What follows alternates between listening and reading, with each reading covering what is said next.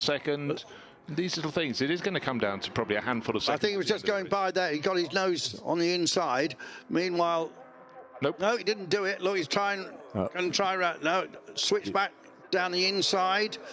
But there's Juan Pablo's pretty Juan Pablo driving well, isn't he? He is. Keeping, we'll have another look down the inside again, but he hasn't carrying enough speed, is he there?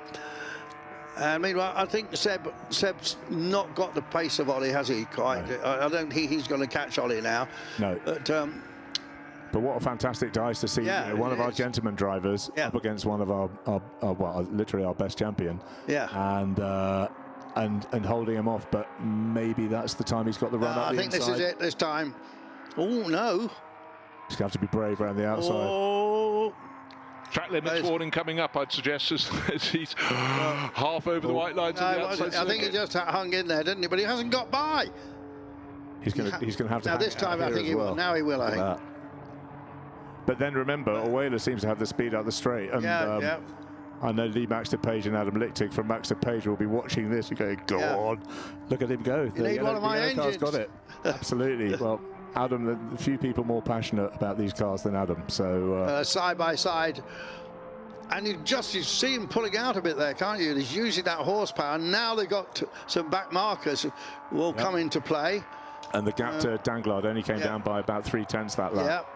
So this has put a bit of jeopardy into this race. I suspect that Ollie will get more committed. Yes. He's been quite gentle so far. Yeah, now he's got down in the inside, but of course this circuit promotes good racing, doesn't it?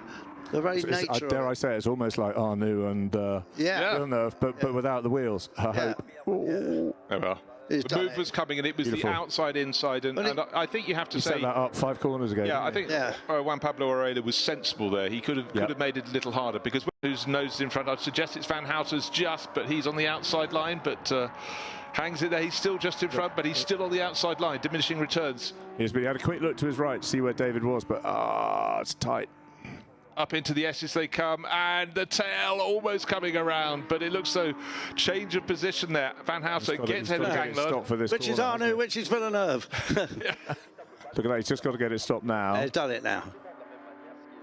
That's the thing, when you get the first sequence of corners, they come at you thick and fast, so you haven't had a chance to sort of put the full stop on the sentence before you get to the next one, and that's why with David Danglard still keeping it interesting, into the hairpin they go parabolic, and they were braking way later than they have on previous laps. Yeah, Alex made a big mistake there, but he's just got and look at Seb on Juan.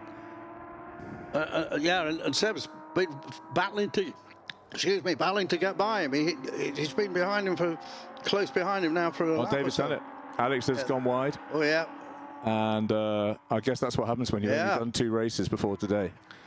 Yeah. And well, he's got 7 minutes left. You just wonder, though, don't you, Andrew, that when you're a novice, and he fully is a novice, yes, and you make a mistake, how quickly can you regather your thoughts? How much is that haunting you? How much is it affecting you? But actually, not very much. Look at the body language of Alex Van Houten, and up the inside through the sweep through the final corner goes Van Houten. So the Belgian gets back into the second position. He held it briefly, fleetingly, whatever you want to say, but as he crosses the line.